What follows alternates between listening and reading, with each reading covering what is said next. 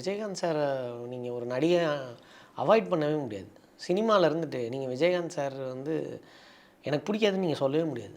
அப்படி ஒரு மனுஷன். நீங்கள் நாங்கள் நல்ல சாப்பாடு சாப்பிட்றதுக்கு காரணம் அவர் தான். அவர் இப்போது இப்போ எங்களுக்கு கிடச்சிட்ருக்கிற ஸ்கீம்ஸும் எங்களோட கம்ஃபர்ட் ஜோனும் அவர் போட்டு வச்ச இதுதான், பாதை தான்.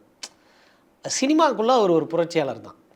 அவரை தாண்டி எந்தவித சுயநலமும் இல்லாத ஒரு ஸ்டார் வந்து விஜயகாந்த் சாராக இருக்கலாம். அப்படிங்கிற இடத்துல தான் அவரை வச்சு பார்க்குறேன் நான்.